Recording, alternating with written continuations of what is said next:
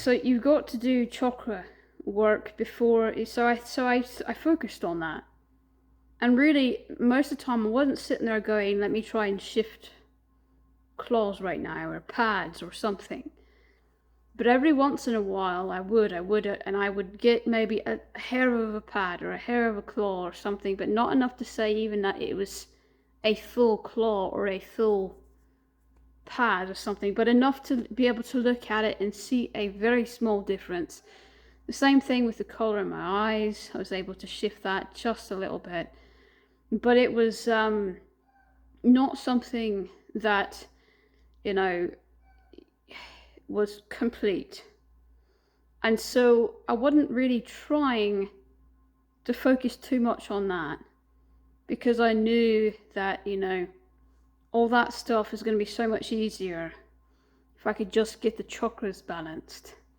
What I was doing with the chakras was really trying to connect to my animal side, not just the wolf separately, or the goat separately, or the dragon separately, but all of them, really.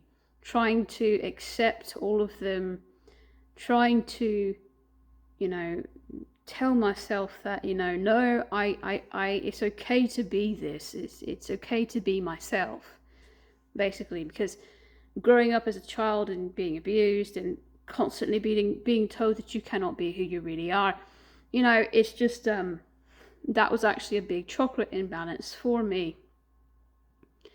The first thing that I did, which I talked about a little bit already in the past, a while ago, was that when I started to do some of this really heavy chakra work and really connecting with that side of me, I would accidentally change, even in human form, I would accidentally change some physiology about myself.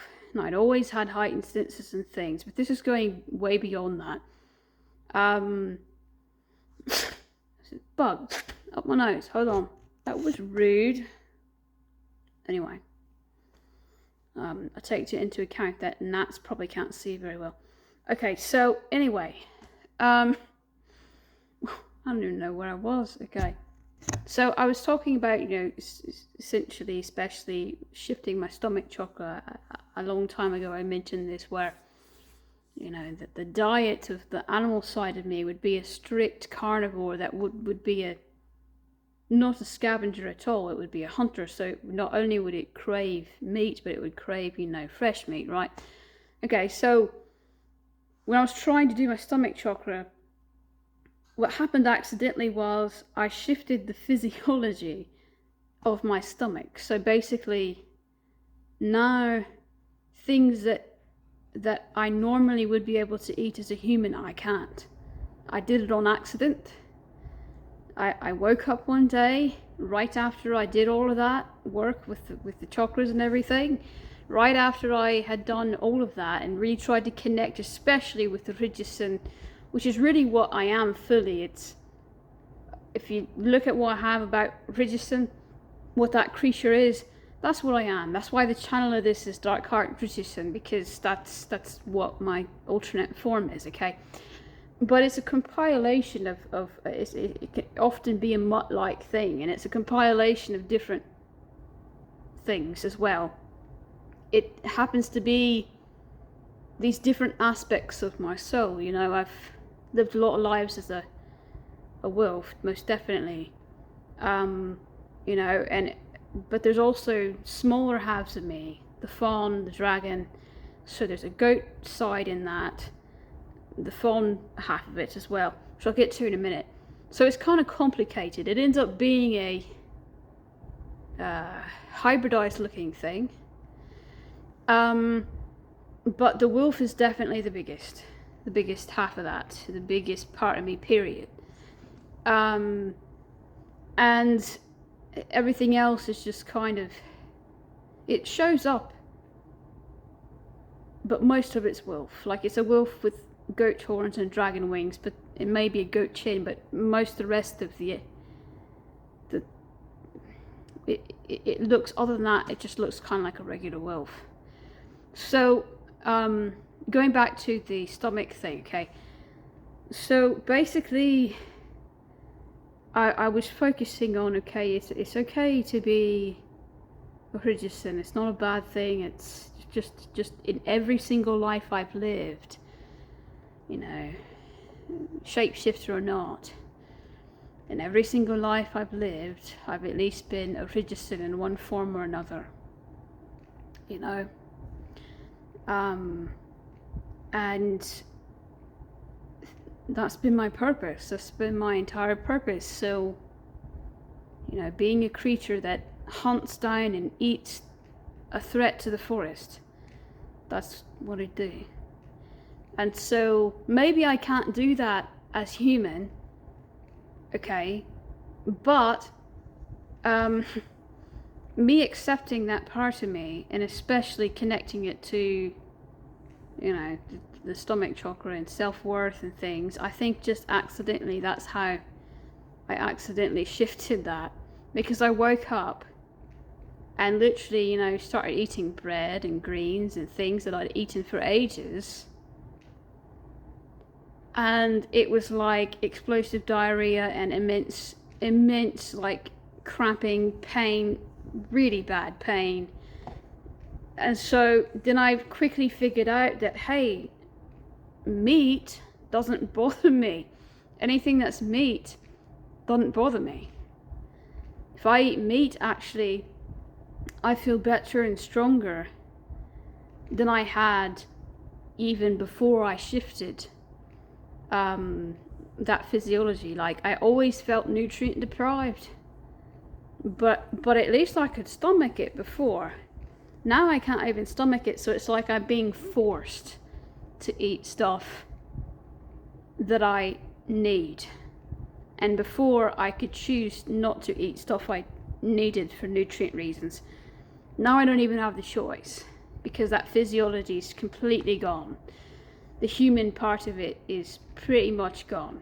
I mean, I can eat a very small amount of select types of vegetables, fruits and nuts and things, but it's very, very slim.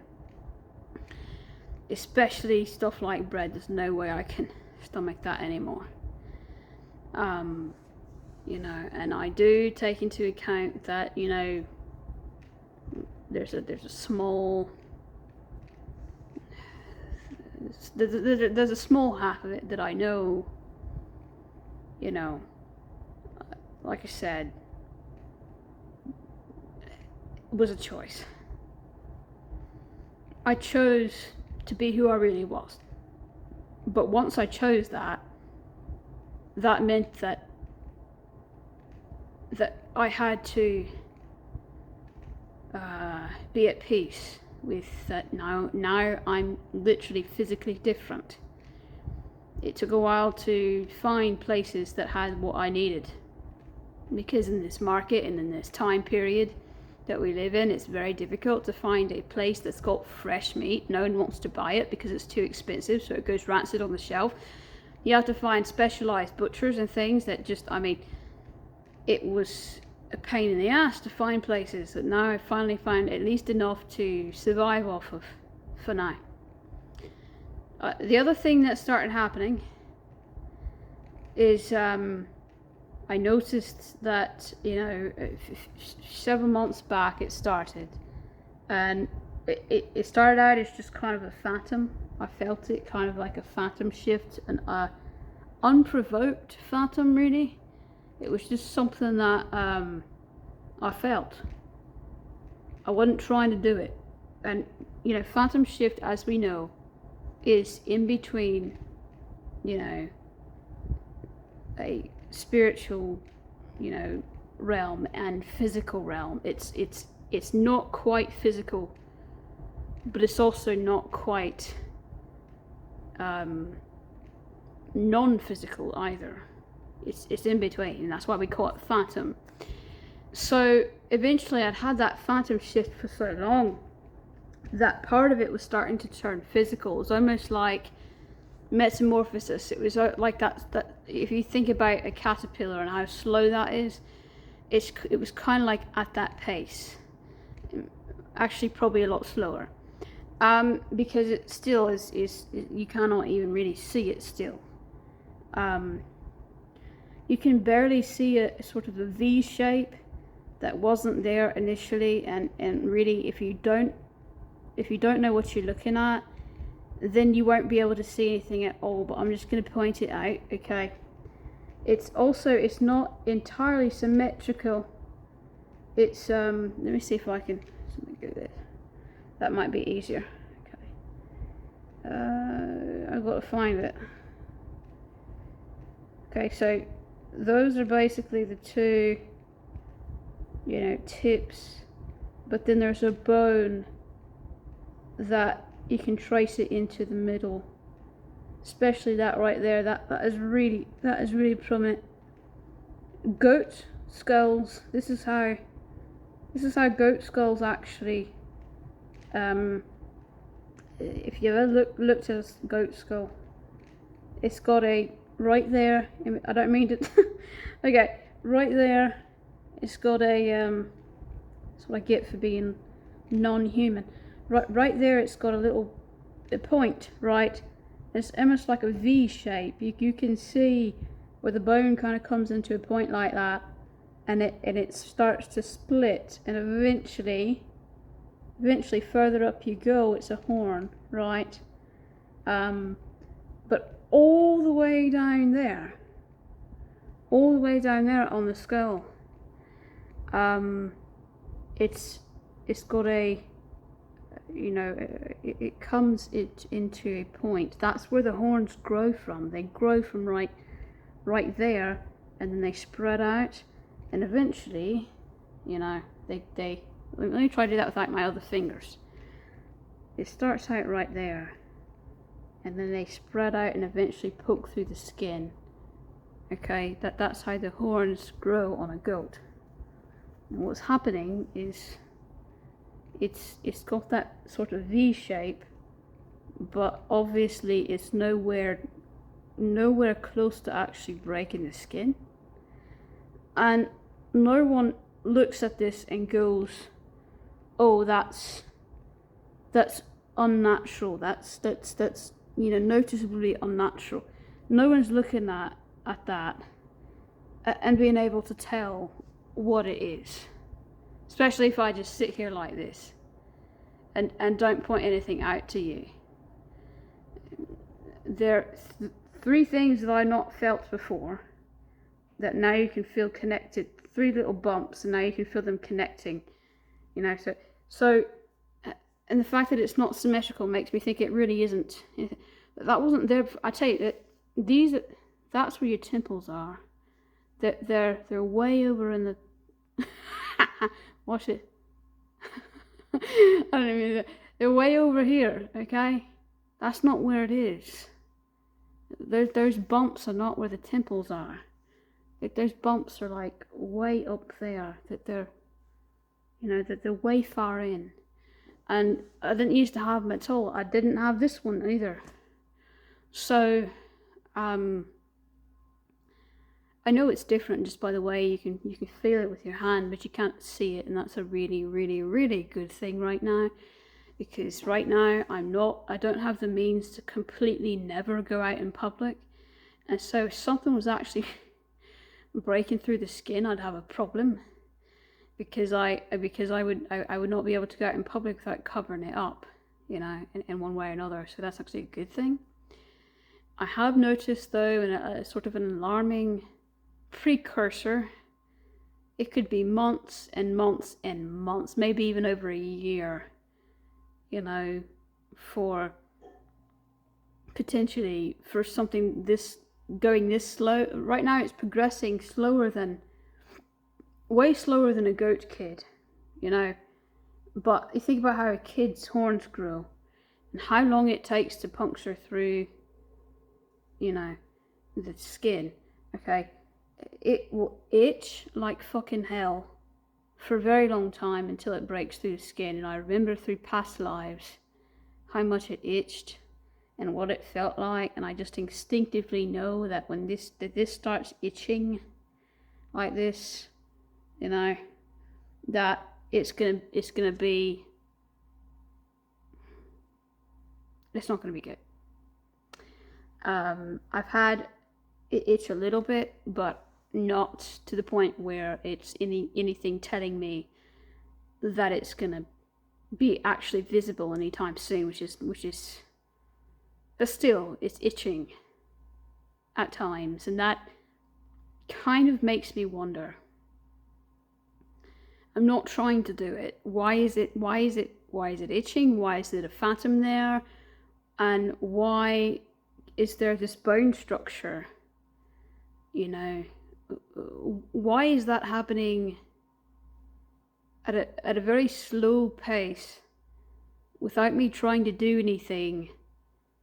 I mean, the simplest answer is because you're connected to your animal side, and that's changing again. That's slightly changing the physiology. But why, you know, does it show up like that?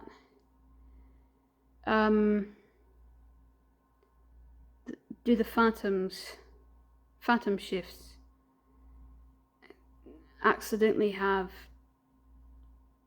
slight underlying physical effects? Why do some of it like this, and like my stomach, why is some of it like a permanent change by accident? These are permanent changes by accident. And again, the answer keeps coming back to the same thing. Well, it's because you're finally accepting who you are, and that's affecting you in your chakras. That's affecting you in your physical body. You know, even in your human form, you're going to now be, even in your human form, a little different. That doesn't mean that anyone's going to notice, but it just means that, you know, I used to think you could do this without that. I used to think it could be all or nothing. And now I'm starting to think that even though it's not noticeable to a naked eye, usually, it's things that are enough of a shift to make you sort of not entirely human. Something else. Even when you look like a human, technically you're still something else. And to be able to embrace all the sides of you, all the true sides of you, what your spirit truly is, means that whether you're in your human form or your animal form, it means that whatever are the biggest halves of you will show up in both physical forms. So, you know, anything with a big enough chunk of your spirit, that means that the goat will show up in the wolf and it'll show up in the human. You know, that kind of thing. And vice versa, the wolf will show up in the human. You know, I don't know if the human will show up in the animal, because I don't know if that's a big enough piece of me. But if it was a big enough piece of me, it would. I'm convinced that in one way or another, anything that, as long as you're balanced, as long as your spirit is balanced and not suppressed, you know, or shattered, as long as it's balanced, whether you're human or whether you're animal, the biggest parts of your spirit are going to show up in one way or another in both physical forms, in both bodies. So essentially both bodies, let me jump over this real quick, both bodies have connection to the strongest parts of your spirit. And that's something I didn't understand before, because before my spirit was too broken, too shattered, too weakened, and too suppressed. If you're not allowing yourself to be yourself, I guess. guess you don't always realise that you never truly lose who you are. That it's always there in one way or another, even physically. Yes, technically it's hidden, but you can still find physical traits and things that tell you it's not gone away, it's always there. Certain thing that a lot of people don't realise about shapeshifting is that it's not just changing the shape of something that already exists, because for a lot of us there's things, don't fucking Birdie, just shut the fuck up. There's things like tails and teeth and things that you notice a lot of, like for a wolf has different set of teeth, a different amount of teeth. There's certain things that you can especially regrow an entire set of teeth, or an entire digit like a tail, or horns, things that you don't have obviously as a human. So it's not just changing the shape of something, it's being able to grow something that wasn't physically there before. It's nice really when you think about it that way, especially if you're somebody who, like me, was abused. My family, they sawed off my teeth. I was born with, and even my adult teeth, my teeth would always come in sharper than they should be. It looked just enough unnatural that they wanted me to blend in. I remember them filing them down at the dentist to look normal. My teeth are probably the most important part of me. To a wolf, a wolf's teeth is his life or death. He can't hunt without his teeth. He can't live without his, because they did all that filing, they completely shredded away most of the enamel. And over the years, they come to decay, right? I need complete new ones. It's a really good thing that you can not just change the shape of something that already exists, but grow something that isn't there. Rejuvenate in some cases. Standing here by what I would call, what ancient pagans would call a river. Because any body of water is a river.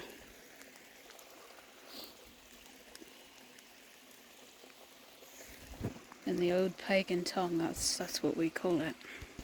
Rivers are a flow of energy. They also reflect time, change and growth. A river can teach you a lot about what you were in the past, what you are in the present, and what you will be in the future, merging together as one. I know that sounds strange.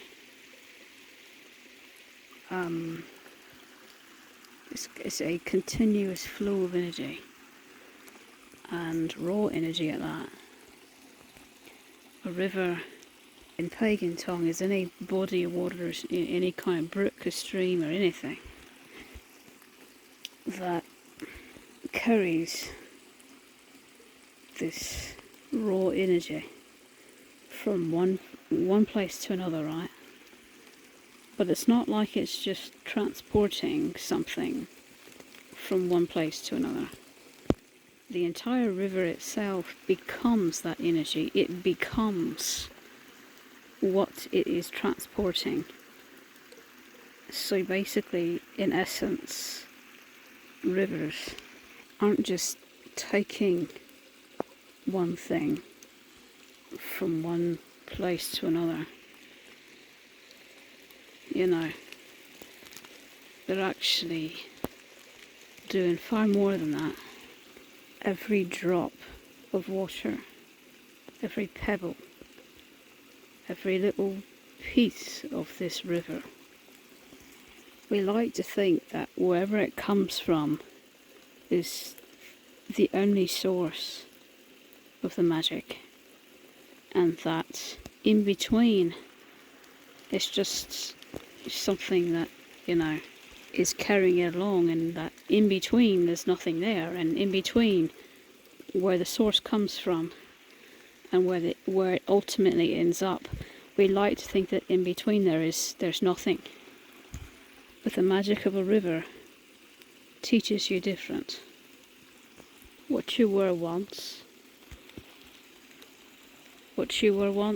in many past lives, probably. What you will be or could be in the future is the exact same thing that you are right now. In the sense that you never lose the core of who you really are. And if the core of me has a wolf, a goat and a dragon in it, I've not actually lost that by living most of my life as a human, by being trapped as a human. It's not like I've lost that side of me. I've not even physically lost it, because to get from one place to another, you need that constant flow of energy. Okay, that's what makes it a river. That constant flow of energy in between, the magic in between, is what shifts something from this to that. You wouldn't be able to have a present without your past, and you wouldn't be able to have a future without your present. So in a sense, I'm not saying that time is irrelevant. I'm saying that it's connected. It's connected. Everything you've been in your past lives connects to everything now, connects to everything in the future. And that you simply cannot exist without that core of you. And that is the basis on what shapeshifting relies on. That is the foundation of shapeshifting. The idea, and this is what I'm getting at, this is what everything I've been trying to get at. The idea that what you were once, you are always. And that all you have to do to become it again is have the rhythm and the balance in your chakras to physically become, like I said, what you are once, you are always. So if you make it like that, as long as the core of you has not changed, as long as you've not done anything horridly wrong, ill intent wise or something like that, to change the core of who you are, your physical body is a reflection of your spirit, past, present, future. That reflection, much like the water in a river, never goes away. It's always there. It's always staring back at you. Like I said, every drop in this river is like every drop of blood in your body. Every atom, everything reflects who you were once, who you are now, and who you will be. We like to separate it, but the rivers teach you about connection and balance. Without that balance, the connection is lost, the river dries up, and there's no longer that reflection. But as long as there is balance, the water stays in the river, and the reflection stays as well. Which gives us shapeshifters the capability to make our physical bodies be a direct connection to our spiritual ones. You might ask yourself, well, how do I know? How do I know exactly whether or not the river has water running in it? And well, that depends on how balanced you are, your chakras and everything. I tell you right now, my river is trickling, it's slow. It didn't used to have any water in it at all, now it's got some. But could I say that it has enough to make a reflection true reflection? I don't know. I'd like to think one day, yes. I'd like to think one day, just look at the world, you know, through the lens it was meant to be, and see things in ways that right now my doubt just wants to shoot down. You know, when you've been taught by society that you can't, it's not real, even when you know it is, you start thinking it isn't. And there's still some days where I'm like, you know what, I want this desperately, I need this desperately to survive even. There's going to be a time where I have to flee, knowing your future is both good and bad. If I cannot flee as an animal and escape that way, I have no chance. But being imprisoned against my will, my own fucking abusive family is going to come after me. If I can't do this in time, that is what will happen. So it's not about just me wanting my teeth back, it's about survival. If I wait too long to succeed in this, I might never be free again. More or less would never do the things I'm meant to do in this life. The purpose for the whole reason of my existence would be botched. You know, I wouldn't fulfill it. I would have wasted an entire life. I'm telling you these things not because you want to hear them, or not because I want to tell them, but because in reality it's not a game, it's not for fun. Most of us that have been born as shapeshifters, it's not something that is given to us just because we can. It's given to us to teach us something. It's also given to us to protect us from something, and to give us a task. Whatever task that is will be different for each of you. It's scary, I'm not gonna lie. I know there's a limited amount of time, and when that time's up, I either fail and don't get another chance, or I'm not human anymore. It's an ache in your chest, for sure. I'm still really far away from having that river in me be balanced, to the point where I could just do this on a whim and never look back. But there's still too much I need to accept about what I am, who I am, and I know it's getting dark, it's almost dusk. So apologise, I look like a floating head, I'm sorry. Promise I'm not. But it's that feeling like you're running out of time if you don't do something. And that's what's so scary about it. Knowing you don't have forever.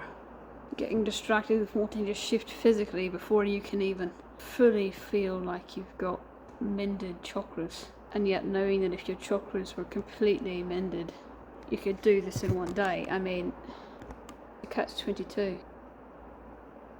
The shifting, the physical shifting itself actually isn't the most difficult part. The most difficult part is the balance. Because most of our rivers have run dry. And even knowing where to find the rain is sometimes too much to manage. That's all my thoughts for now. I'll do another update later, probably, I don't know.